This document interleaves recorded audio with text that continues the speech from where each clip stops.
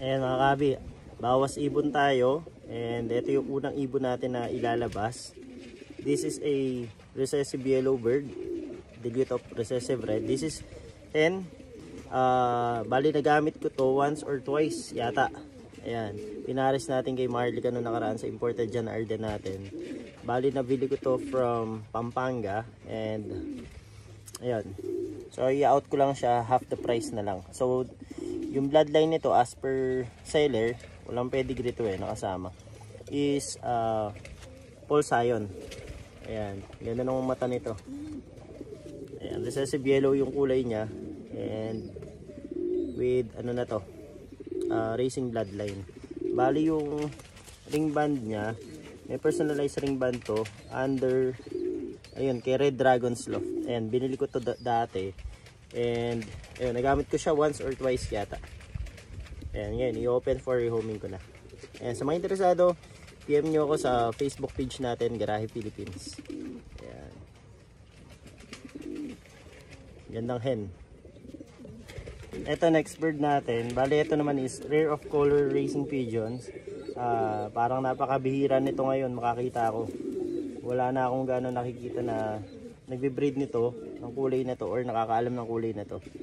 This is parang dilute opal ang sabi sa akin nung nagbenta nun. Nabili ko to from Cavite yata. So ito, nagamit ko to twice. Twice. Kay ano rin, sa imported dyan na Arden. Binread ko to. Ayan.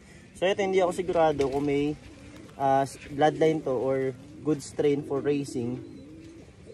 Ayan, kinabitan pa ng ano yan no, hindi ko alam kung fake na sensor to. Ayan. Hen din to. Pinares ko sa imported dyan na Arden natin dati. Bali, ang kulay nito na lumabas sa akin is dominant opal indigo. Hindi lang siya opal. Sabi kasi nila dilute opal daw. Nung lumabas sa akin is opal indigo. Dito lang galing sa gene na yun. So, na-prove ko na opal indigo siya. Hindi siya dilute opal lang. So, napakaganda ibon. And yun nga, andito lang sa loft, hindi ko ginagamit. Itong mga pinopost ko ngayon, sayang naman kung hindi ko magagamit. Kayo na lang gumamit.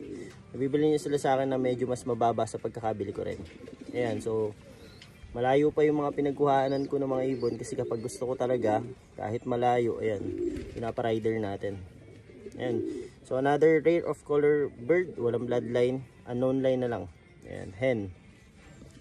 Ito naman mga kahabi, nabili ko to from Bulacan. And wala siyang kahit anong ring band. So nabili ko to dahil sa kulay. Ayan. So kung titingnan nyo is para siyang dominant opal lang. Pero this bird is kite bird. Ayan. Maganda pang project lalo sa mga almonds. Maganda siya pang pares. So this is dominant opal kite. Ito yung mga kulay na nakakapagpalabas ng mga classic almond. Ayan. So ito nabili ko lang din. Hindi ko na rin ginagamit. So pwede nyo kuhanin. Pwede nyo ma-avail sa akin na mas mababang presyo din. Ayan. Unknown line, hen. Ayan. Ito yung naman. Baka kailangan nyo rin ng recessive opal spread hen. Ang dami naghahanap nito nung nakaraan. Kaya lang ginagamit ko pa. So ngayon, ito, hindi ko na ginagamit. Ayan yung kulay niya. Napakaganda recessive opal spread. Ayan, nagmumold pa. Ayan. Baka may interesado sa inyo. PM nyo na lang ako. Ayan, for out na rin to, available na to. Ang ganda nung inanak nito sa akin na cock, yung pinakita ko sa inyo last time. Ayan. Unknown line lang din, pero napakagandang kulay. Kung kulay ang kailangan nyo, yun na materialis nito. Ayun, sa lahat ng mga interesado, inanok lang to. Umaga mga hindi ko na ginagamit. Nagamit ko to, siguro mga 3 beses ko nagamit to.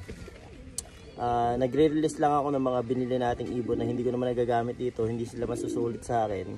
So ayun, kung gusto nyo, avail nyo na lang, mas bibigay ko pa na mas mababang halaga. Ayan, happy breeding, happy flying mga kahabi, stay safe and God bless po.